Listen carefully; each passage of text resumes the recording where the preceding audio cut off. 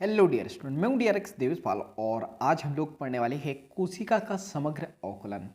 यानी हम लोग देख रहे हैं 11th क्लास का एक चैप्टर जिसका नाम है कोशिका जीवन की इकाई। इससे पहले हम लोगों ने बात करी थी कोशिका सिद्धांत के बारे में। तो अब हम लोग देखने वाले हैं कोशिका का समग्र अवकलन। तो चलिए स्टार्ट करते हैं। तो आरंभ में आप प्याज के छिलके और या फिर मनुष्य की गाल की कोशिकाओं को सूक्ष्मदर्शी से देख चुके होंगे। मुझे नहीं पता कि आपने देखा या नहीं देखा है, पर एनसीईआरटी माता कहती है कि शुरुआत में यानी जब आप 9th-10th में रहे होंगे तब आपने प्याज के छिलके या फिर मनुष्य की गाल की कोशिका को सूक्ष्मदर्शी से देख लिया होगा। उनकी संरचना का स्मरण भी कर चुके होंगे, स्मरण यानी याद भी कर चुके होंगे। तो प्याज की कोशिका को एक प्रारूपी पादप कोशिका कहते हैं, यानी एक कोश की पादप कोशिका हम लोग कहते हैं, जिसके बाहरी सतह पर एक स्पष्ट कोशिका भित्ति व इसके ठीक नीचे कोशिका झिल्ली देखने को मिल जाएंगी। यानी ये आपको कोशिका झिल्ली देखने को मिलेंगी और उसके बाहर आपको देखने को मिलेंगी कोशिका भित्ति। मनुष्य के गाल की कोशिका के संगठन के बाहर की तरफ केवल एक झिल्ली निकली होती है। तो ये याद रखना कि जो मनुष्य की कोशिका होती है ना, वहाँ पे ये कोशिका भित्ति आपको देखने को नहीं मिलेंगी। ठीक, तो मैं इसको मिटा देता हूँ। तो कोशिका भित्ति नहीं देखने को मिलेंगी, वहाँ पे जो है आपको सिर्फ और सिर्फ क्या देखने को मिलेंगी, कोशिका झिल्ली। तो चलो मैं इसको पूरे ही हटा देता हूँ, फिर हम लोग बात करते हैं नेक्स्ट। तो हम लोग बात करते हैं मनुष्य के गाल की कोशिका के संगठन में बाहर की तरफ केवल एक झिल्ली संरचना निकली दिखाई पड़ती है। तो ये हम लोगों ने बना दी, एक कोशिका हम लोगों को देखने को मिलती है।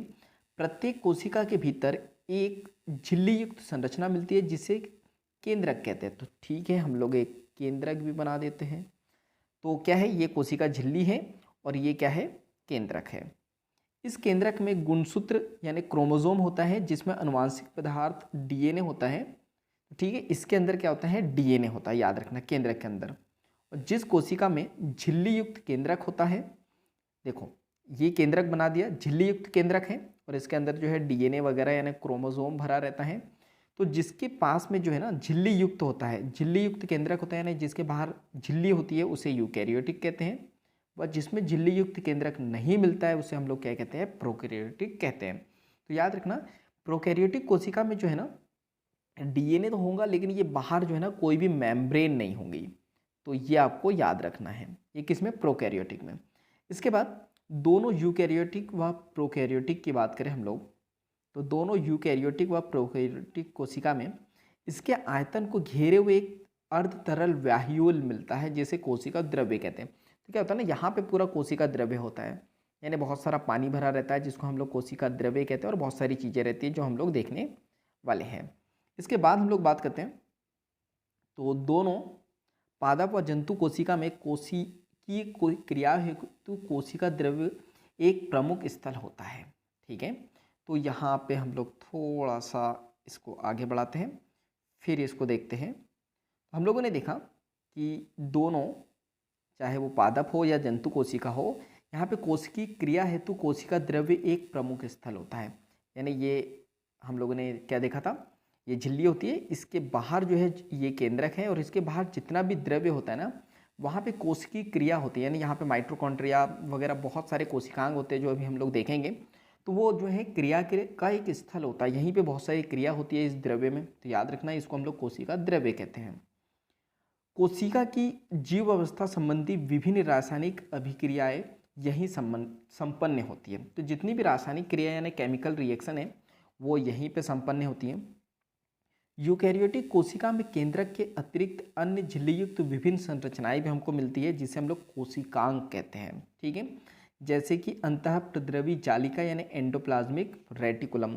तो मैं एक बार इसको फिर से रब करता हूँ, इसके बाद इसको हम लोग देखते हैं। तो ये मैं बना देता हूँ, सबसे पहले तो ये मैंने बना दी कोशिका की झिल्ली। ठीक है, इसके बाद क्या बोला है, एंडोप्लाज्मिक रेटिकुलम। तो सबसे पहले तो यहाँ पे केंद्रक होता है, यूकैरियोटिक की बात करें, यहाँ पे डीएनए आरएनए होते हैं, यहाँ पे होता है एंडोप्लाज्मिक रेटिकुलम। ठीक है, इसके बाद हम लोग बात करते हैं सूत्रकणिका होती है, तो यहाँ पे होता है माइटोकॉन्ड्रिया। इसके बाद हम लोग बात करते हैं माइक्रोबॉडीज, बहुत छोटी छोटी सी माइक्रोबॉडीज होती है यहाँ पे। गोल्जी सम्मिश्र, तो यहाँ पे जो है ये गोल्जी सम्मिश्र होता है माइटोकॉन्ड्रिया के पास में। लाइसोसोम होता है, तो ये लाइसोसोम बना दिया। इसका राजधानी होती है, तो ये आपको याद रखना राजधानी। प्रोकैरियोटिक कोशिका में झिल्ली युक्त कोशिका का अभाव होता है, ये आपको याद रखना है कि जितनी भी प्रोकैरियोटिक कोशिका होती है ना, इसमें ये सारे कोशिका हमको देखने को नहीं मिलेंगे, ठीक है, किसमें, प्रोकैरियोटिक कोशिका में। तो चलिए हम लोग आगे बढ़ते हैं। तो कुछ डायग्राम हम लोगों को दिए हैं, तो इसको हम लोग देख लेते हैं। तो ये है हमारे पास में आरबीसी यानी कि लाल रुधिर कोशिकाएं, जो गोल होती हैं और द्वितलीय होती है, जैसे कि डायग्राम में हम लोगों को देखने को मिल रहा है। इसके बाद जो है श्वेत रुधिर कोशिकाएं, अमीबा कृति यानी अमीबा के समान होती है, इस टाइप से जो आपको देखने को मिल रही है। स्तंभाकार उपकला कोशिका होती है, जो लंबी होती है इस टाइप से और संकरी होती है। इसके बाद हम लोग बात करते हैं नेक्स्ट, सो 1 मिनट। तो इसके बाद हम लोग बात करते हैं, तो ये है तंत्रिका कोशिका यानी नर्व सेल, जो शाखित होती है ना, बहुत सारी शाखाएं निकली होती हैं और लंबी होती हैं। एक वाहिनिका होती है ये इस टाइप से, जो दीर्घीकृत होती है, ये फैली हुई जो होती है ना, उसको दीर्घीकृत कहते हैं। इसके बाद ये मध्योतिकी कोशिकाएं, जो गोल होती है इस टाइप से, गोल आपको दिखाई दे रही है। तो ये कोशिका के जो है विभिन्न प्रकार के आकार की कोशिकाओं का चित्र हम लोगों को बताया गया है कि विभिन्न प्रकार की कोशिका होती है। इसके बाद हम लोग बात करते हैं नेक्स्ट, तो यूकैरियोटिक व प्रोकैरियोटिक दोनों कोशिकाओं में झिल्ली रहित अंगक राइबोसोम मिलते हैं। तो आपको याद रखना, जो राइबोसोम है ना, वो प्रोकैरियोटिक में भी देखने को मिलेंगे, यूकैरियोटिक में भी। ऐसा क्यों? क्योंकि यूकैरियोटिक में तो मैंने बोला था कि कोई भी कोशिकांग देखने को नहीं मिलते हैं, लेकिन ये झिल्ली रहित है, इसलिए ये प्रोकैरियोटिक में भी देखने को मिलेंगे और यूकैरियोटिक में भी देखने को मिलेंगे। लेकिन प्रोकैरियोटिक में इसके अलावा कोई कोशिकांग इसलिए देखने को नहीं मिलते हैं क्योंकि इसमें झिल्ली होती है। कोशिका के भीतर राइबोसोम केवल कोशिका द्रव्य में ही नहीं बल्कि दो अंगकों में भी देखने को मिलते हैं। तो आपको ये याद रखना, जो कोशिका के भीतर राइबोसोम जो है कोशिका द्रव्य में नहीं बल्कि हमको हरित लवक और सूत्रकणिका व खुरदुरी अंतरप्रद्रवी जालिका में भी देखने को मिलेंगे। तो ये ऐसे क्वेश्चन पूछ लिए जाते हैं नीट जीएनटी में, तो आपको याद रखना है कि आपको पूछा जाएगा राइबोसोम कहाँ कहाँ देखने को मिलेंगे। तो आपको एक हरित लवक में, सूत्रकणिका यानी माइटोकॉन्ड्रिया और अंतरप्रद्रवी जालिका, जिसको हम लोग कहते हैं एंडोप्लाज्मिक रेटिकुलम, और ये खुरदुरी है तो इसको हम लोग कहते हैं रफ एंडोप्लाज्मिक रेटिकुलम, ठीक है, ER, RER यानी कि रफ एंडोप्लाज्मिक रेटिकुलम, ये याद रखना है। और इसके बाद माइटोकॉन्ड्रिया और इसके बाद हरित लवक। इसके बाद हम लोग बात करते हैं नेक्स्ट, तो जंतु कोशिका में झिल्ली रहित तारकाय केंद्रक जैसे अन्य अंगक मिलते हैं जो कोशिका विभाजन में सहायता करते हैं। तो आपको ये याद रखना है कि जंतु कोशिका में आपको जो है ना झिल्ली रहित, जिसमें झिल्ली नहीं होगी, तो तारकाय केंद्रक देखने को मिलेंगे। लेकिन किसमें? सिर्फ जंतु कोशिका में। पादप कोशिका में जो है तारकाय नहीं होते हैं, जंतु कोशिका में होते हैं, जो क्या करते हैं, कोशिका विभाजन में मदद करते हैं। आपको क्वेश्चन आएगा ऐसे कोशिकांग का नाम बताओ जो कोशिका विभाजन में मदद करता है, तो वो कौन है? तारकाय। इसके बाद हम लोग बात करते हैं, कोशिकाएं माप, आकार व कार्य की दृष्टि से काफ़ी भिन्न होती हैं। तो अलग अलग कोशिकाओं का अलग अलग आकार होता है, अलग अलग कार्य होता है, अलग अलग माप होता है। उदाहरण, सबसे छोटी कोशिका माइकोप्लाज्मा, आपको यह याद रखना है, कई बार क्वेश्चन आ चुका है इससे, 0.3 माइक्रोमीटर लंबी होती है ये। जबकि जीवाणु या बैक्टीरिया की बात करूँ तो 3 से लेकर 5 माइक्रोमीटर होती है।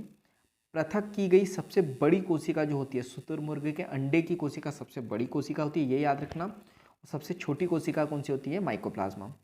बहुकोशिकीय जीवधारियों में मनुष्य की बात करें तो लाल रक्त कोशिकाओं का व्यास होता है 7.0 माइक्रोमीटर।